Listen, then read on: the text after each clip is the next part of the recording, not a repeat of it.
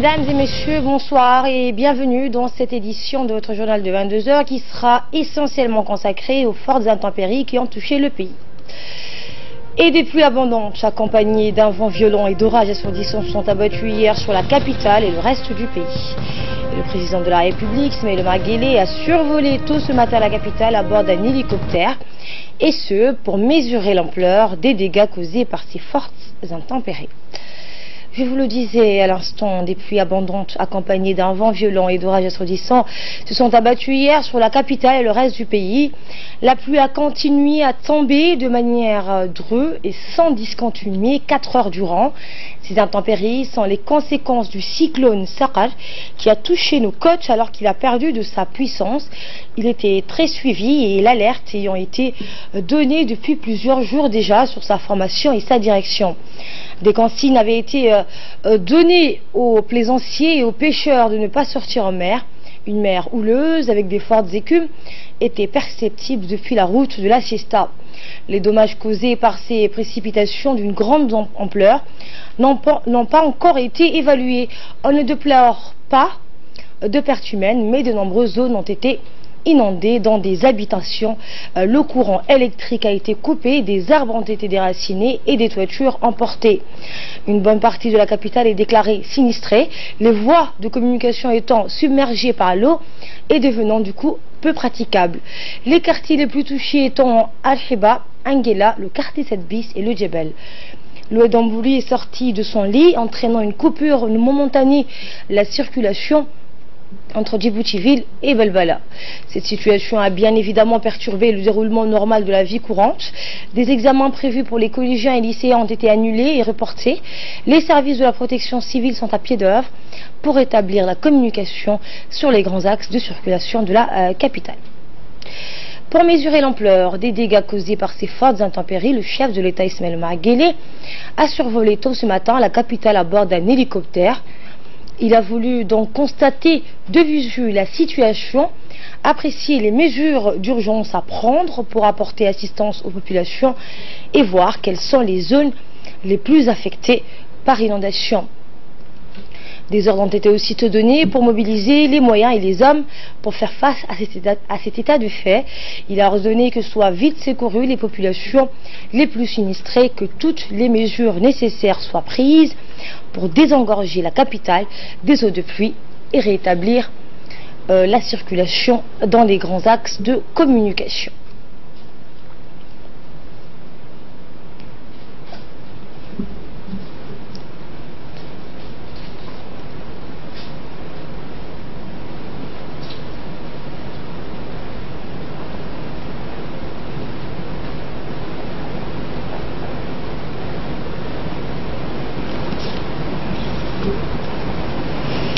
Et justement, les instructions données par le chef de l'État ont vite entraîné une réunion de crise des responsables du ministère de l'Intérieur et des membres de la commission en charge de la gestion des situations de crise ou de catastrophes naturelles. Outre la voirie, l'assainissement, les sapeurs-pompiers, les services des différents autres départements ministériels y sont également concernés, dont ceux de l'équipement et des transports, ceux de l'ONEAD ou de l'EDD. Des interventions d'urgence ont été décidées pour faire face aux conséquences de ces pluies diluviennes. Cette réunion a été présidée par le secrétaire général du ministère de l'Intérieur, Selaj Omar Abdelkader, et a vu la participation du colonel de la protection civile, Mahmoud Moussa Deheye, du préfet de la ville de Djibouti, Ousmane Belagire, le secrétaire exécutif de l'ONARS, M. Hussein Hassan Dalal, et du directeur des risques et des catastrophes, ainsi que les responsables de l'ensemble du système des Nations Unies par l'intermédiaire de la coordinatrice du PNUD, Barbara Manzi, ainsi que les forces américaines et françaises stationnées à Djibouti. Les parties prenantes à cette réunion ont vivement répondu présent à tout type de secours aux côtés des services concernés face à ce phénomène naturel, notamment sur le plan logistique et technique. Et un premier bilan de ces inondations devrait être rendu public demain. Lancé d'ores et déjà que la situation dans certains quartiers de la ville reste difficile, sachant que de nombreuses zones de la ville sont inondées. Le nombre des sinistrés exact est encore inconnu, mais beaucoup de Djiboutiens ont dû abandonner leur foyer familial face à la montée des eaux. Ils ont perdu beaucoup de leurs biens. À noter également qu'un grand embouteillage a été constaté au niveau de l'accès au pont d'Ambouli. Ces fortes intempéries ont causé d'importants dégâts matériels. Ils ont failli également coûter la vie aux passagers de 2 pick-up qui avaient voulu donc franchir les eaux de l'oued d'Ambouli en crue. En effet, 2 véhicules pick-up ont été emportés par les eaux de l'oued d'Ambouli au niveau de la palmeraie de l'ETD. L'armée de l'air des forces armées djiboutiennes a effectué une opération de sauvetage par élitruage et ont dépêché un hélicoptère Mi-17. Les passagers de 2 véhicules type pick-up avaient été surpris par le débordement de l'oued d'Ambouli. Immédiatement alerté, l'armée a procédé à l'élitruage des 2 personnes. Cette opération de sauvetage s'est effectuée avec succès sans le moindre dommage et cette action honorable s'inscrit dans le cadre de l'aide à la population civile.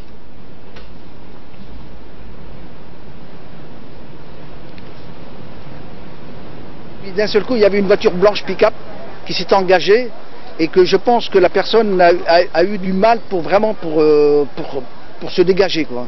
Du coup, on voyait la voiture se tourner tout doucement, tu vois. On ne savait pas combien de personnes il y avait là-dedans, tu vois. Et d'un seul coup, avec la force de l'oued, on voyait qu'elle poussait, qu'elle reculait, quoi. Et puis il y avait une autre voiture marron qui était de l'autre côté de l'oued et qui voyait justement l'oued arriver, tu vois.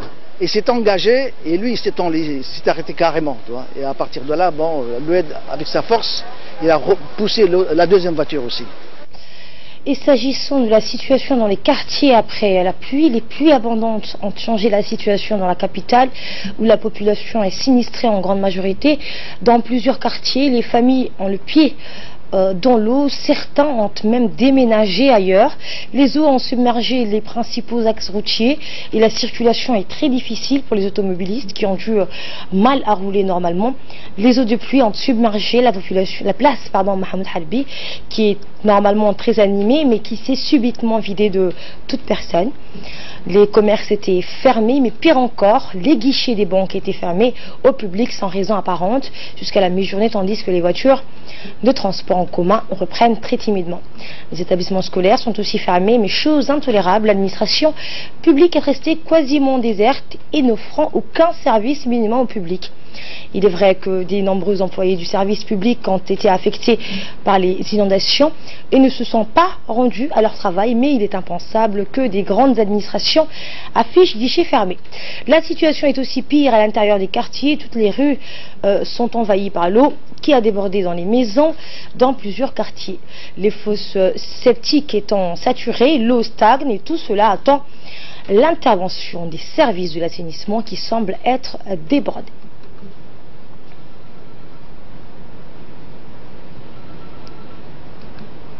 Et même si le soleil est très apparu, mesdames et messieurs, selon les prévisions météorologiques, après les premières nuits d'inondation, les prévisions sont plutôt à l'accalmie, mais des pluies intermittentes de moindre intensité sont toujours prévues dans la soirée. Et les régions, mais juste avant, on va en parler avec Ali Abdoulaye qui est avec nous sur ce plateau. Bonsoir Ali. Bonsoir Asma. Qu'est-ce qu'on peut retenir donc de ces pluies? Eh bien, des routes et des maisons inondées, des voies bloquées, des coupures d'électricité. La capitale Djibouti a été frappée par un important épisode pluvieux et orageux dans la nuit d'hier, samedi 19 mai. Fort heureusement, aucune victime n'est à déplorer pour l'instant. La pluie d'hier donc a fait des dégâts comme celle des jours précédents.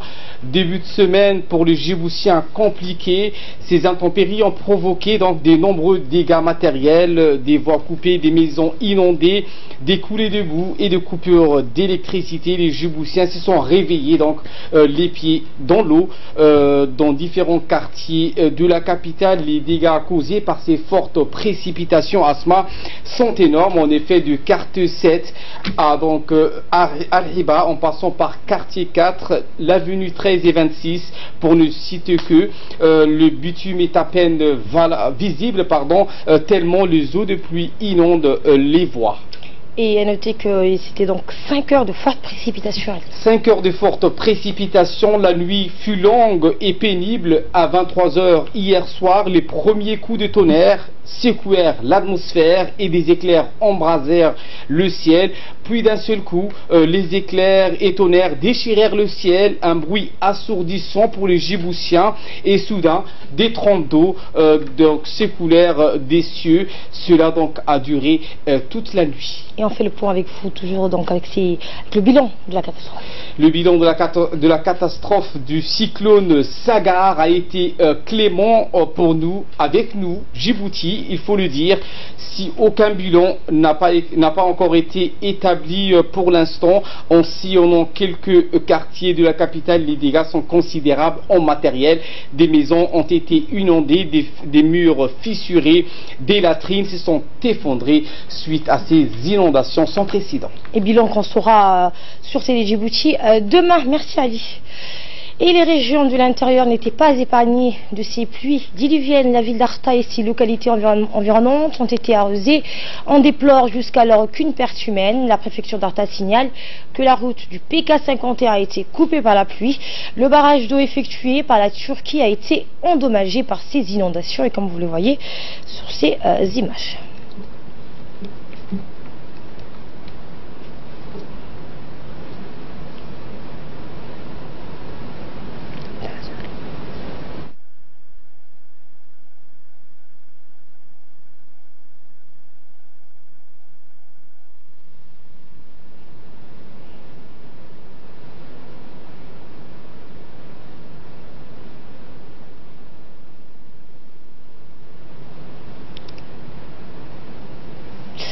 Des pluies abondantes accompagnées d'un vent violent et d'orages assourdissants se sont abattus hier dans la ville d'Ali Sébi également.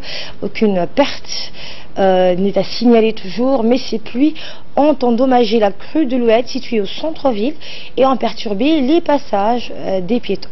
Les barrages de retenue d'eau dans le secteur du Grand Bara se sont remplis et à certains endroits, on peut voir une profondeur de 3 à 4 mètres.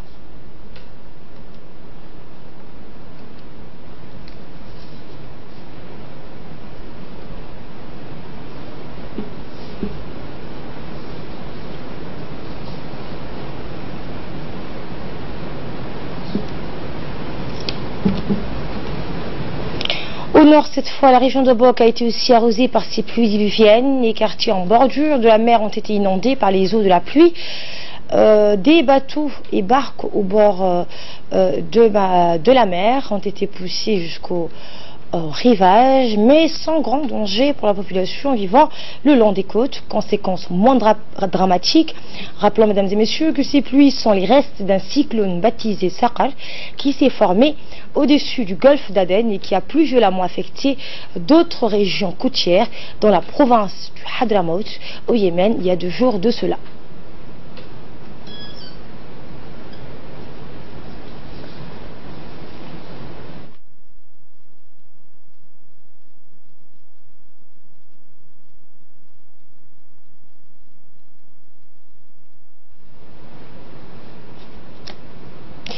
Et ce communiqué qui nous est parvenu du ministère de l'Éducation nationale suite aux fortes précipitations qui se sont abattues sur notre pays, l'examen du BEPC arabe prévu le dimanche 20 mai 2018 est reporté au mercredi 23 mai 2018 dans le même centre de Beloz et aux mêmes horaires.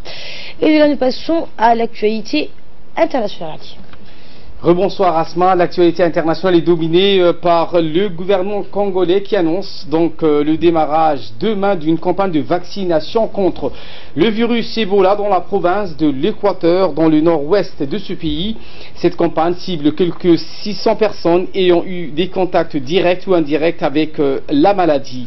Kinshasa annonce que les partenaires ont promis 300 000 doses pour cette opération dont la durée n'a pas encore été déterminée. Le gouvernement a indiqué avoir déjà reçu 5 400 doses du vaccin contre Ebola. Dans son dernier bilan vendredi, les autorités congolaises ont déclaré avoir enregistré 43 cas, alors que l'Organisation mondiale de la santé faisait état le même jour de 45 cas, dont 25 morts. L'OMS considère qu'à ce stade, l'épidémie asthma ne constitue pas une urgence de portée mondiale, même s'il existe un risque élevé de propagation dans le pays voisin. Et en Syrie, premières évacuations de djihadistes de l'État islamique au sud de Damas. Eh bien, 6 bus sont entrés dans un poche du sud de Damas, encore tenu par le groupe État islamique pour évacuer les combattants et leurs familles. C'est ce qu'a annoncé l'OSDH. Aujourd'hui, des djihadistes du groupe État islamique acculés dans une ultime poche dans le sud de la capitale syrienne par les forces du régime syrien ont commencé à être évacués aujourd'hui vers le désert. Les médias d'État syrien ont démenti toute évacuation d'un autre quartier, celui de Hajar al-Aswad, mais ils n'ont pas spécifiquement mentionné la situation à Yarmouk et Tadamoun. Les affrontements ont fait 62 morts parmi les civils et 484 morts parmi les combattants, dont 251 victimes au sein des forces loyalistes selon l'OSDH. Et la Chine qui annonce avoir trouvé un accord commercial avec les États-Unis. Et la Chine donc qui a trouvé un accord commercial avec les tractations entre Donald Trump et le président chinois Xi Jinping. Cet accord n'a pas encore été conclu, mais il s'avère que cette conclusion sera faite dans les prochaines semaines. Et la boîte noire qui a été retrouvée après l'accident du crash à Cuba. À Cuba, effectivement, donc cette boîte noire retrouvée en bon état, La Havane, une des boîtes noires du Boeing 737 qui s'est écrasée vendredi, peu après son décollage, a été retrouvée. C'est ce qu'a annoncé samedi le ministre cubain des Transports. Cette boîte noire, déjà dans les mains de la commission d'enquête, se trouve dans un bon état. C'est ce qu'a indiqué un responsable à plusieurs médias d'État. Ces boîtes noires devraient rapidement commencer à délivrer leurs premières informations aux enquêteurs après l'écrasement encore non élucidé de cet avion loué par la compagnie publique cubaine Cubana de Aviation au Mexicain Global Air. Après cet accident, le plus grave survenu à Cuba depuis près de 3 décennies, le nouveau président cubain Mijael Díaz-Canel a immédiatement annoncé le lancement d'une enquête. La direction générale de l'aéronautique civile mexicaine a dépêché, elle, de son côté, une équipe de spécialistes pour aider les autorités cubaines à faire la lumière sur ce drame, alors que l'avionneur américain Boeing a mis sur le pied une équipe technique pour répondre aux éventuels besoins des autorités cubaines. Et on termine avec les États-Unis, avec la fusillade aux États-Unis. Le jeune tueur de Santa Fe était suicidaire.